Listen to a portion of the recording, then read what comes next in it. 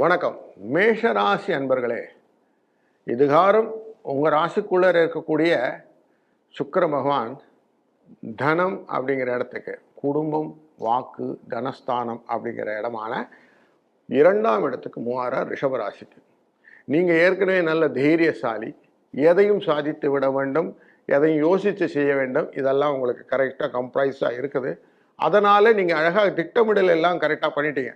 இந்த திட்டமிடலுக்கு கரெக்டாக பண வரவை சேர்த்து கொடுக்கணும். அந்த பண வரைவை கொடுக்கறதுக்காக வழிப்பு இந்த சுக்கிரன் வந்து சேர்கிறார். சுக்கிரன் வர்றது மட்டும் இல்லாமல் உங்கள் ராசிக்கு 3ஆம் இடத்துல இருக்கக்கூடிய சூரியன் இன்னும் ஜாஸ்தியாக உங்களுக்கு உத்வேகத்தை கொடுக்குறார். எதையுமே சுறுசுறுப்பு, வெற்றி நிச்சயம் அப்படிங்கிற எண்ணத்துடன் செயல்பாடு, இப்படிலாம் இருக்கும்போது நேச்சுரலி எல்லாத்தையும் நீங்கள் சாதிச்சுன்னு வந்துடுவீங்க இல்லையா? அப்படிப்பட்ட எண்ணத்தை உங்களுக்கு அழகாக எடுத்து கொடுக்கக்கூடியது இந்த காலகட்டம். கொஞ்சம் மனதிலும் வருத்தம், மருத்துவ செலவு, இது ரெண்டுத்தையும் தான் அந்த குரு கொடுத்துக்கிட்டு இருக்கிறாரு. புதன் 4ஆம் இடத்துக்கு போடுவது நன்மையே தரும், ஒன்றும் பிரச்சனை இல்லை. ஆனால் காரியங்கள் சிலதெல்லாம் தாமதமாக முடியும் அப்படிங்கிறது மனசில் வைத்து கொள்ள வேண்டும். 5ஆம் இடத்துல இருக்கக்கூடிய செவ்வாயானவர் உங்களுக்கு குழந்தைகள் விஷயத்தில் சில செலவுகளை வைப்பார். அதனால் கொஞ்சம் அதில் கொஞ்சம் கேர்ஃபுல்லாக இருந்தீங்கன்னா பெட்டராக இருக்கும். லாபஸ்தானத்திலே ராகு இருக்கிறார். குரு தன் பார்வையை அங்கே செலுத்துகிறார். அதனால லாபம் நிச்சயம் அப்படின்னு இருக்கு. அதனால புதுசாக எதனா மாறணும், வேலை மாறணும், இடம் மாறணும், இதெல்லாம் இருந்ததுன்னா தாராளமாக பண்ணலாம். வியாபாரத்தில் விரிவுபடுத்தி வியாபாரத்தை பண்ணிக்கணும் அப்படின்னு ஆசைப்பட்டா தாராளமாக இந்த வாரம் அந்த காரியங்களை செய்யலாம். அதெல்லாம் உங்களுக்கு அனுகூலமான பலன்களாக இருக்க போகிறது. அதுபோல குடும்பத்தில் புதிய வரவுகளுக்கு தேடுதல், வரம் தேடுதல்னு சொல்லுவோம் இல்லையா? அப்படி திருமண தேடுதல்களுக்கெல்லாம் ஒரு நல்ல தீர்வு கிடைக்கக்கூடிய வாரமாகவும் அமைகிறது. நல்லா அமைச்சு ஆவணி மாதத்தில் கல்யாணம் நடக்கிற மாதிரி நம்ம பேச்சுவார்த்தைகளை சுமூகமாக முடியும் அப்படிங்கிறதும் தெரிகிறது. அதனால் அந்த முயற்சிகளும் வெற்றி தருவதாக அமைகிறது.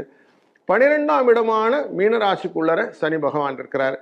அதனாலே உங்களுக்கு வெளிநாட்டு வர்த்தக தொடர்பு, மறைமுகமாக இருந்த அன்பர்கள் சிலவங்க உங்ககிட்ட கடன் வாங்கிட்டு கொஞ்சம் ஒளிஞ்சிடுவாங்க. இவங்கெல்லாம் என்ன பண்ணுவாங்கன்னா உங்களுக்கு கண்ணில் தட்டுப்படுவாங்க. கொஞ்சம் காசெல்லாம் கேட்டு வசூல் பண்ணுறதுக்கான வாய்ப்புகள் எல்லாம் உங்களுக்கு வரும். அப்படிங்கிறதுனால இது கொஞ்சம் ரிலீவான ஒரு விஷயமாக மைண்டில் வச்சுக்கோங்க. சந்திரன் பூர நட்சத்திரம் அப்படிங்கிற நட்சத்திரத்திலேருந்து மூவ் ஆக போகிறார். மூவ் ஆகிட்டே வரும்போது நேச்சுரலி உங்களுக்கு ஒரு சந்திராஷ்டம எஃபெக்ட் கொடுக்க போகிறார். புதனுக்கு முன்னாடி வியாழக்கிழமை அன்னைக்கு மட்டும் கொஞ்சம் பதவிசாக நடந்துக்கிட்டிங்கன்னா போதும். பதட்டம் இல்லாமல், தைரியமாக, பயம் இல்லாமல் அந்த காரியங்களை செஞ்சீங்கன்னா அந்த டயை தள்ளி விட்டுறலாம். மற்றபடி இந்த வாரத்தில் ஒரு நல்ல சுபிட்சமான டோன் இருக்குது. அப்படிங்கிறனால இதை நல்லா கேபிட்டலைஸ் பண்ணிக்கோங்க. அதுலேயும் இந்த வாரத்தில் முக்கியமாக துர்காஷ்டமி அப்படின்னு இருக்குது. துர்காஷ்டமி 3ஆம் தேதி இருக்கும்போது துர்கையை வழிபடுதல் ரொம்ப முக்கியமான செயலாக மனதில் கொண்டீர்களானால் உங்களுக்கு கஷ்டங்களும் நிவர்த்தியாகும், கடனும் குறையும், குடும்பத்தில் நல்ல சுப நிகழ்ச்சிகள் நடவதற்கான வாய்ப்புகள் எல்லாம் ஏற்படும்.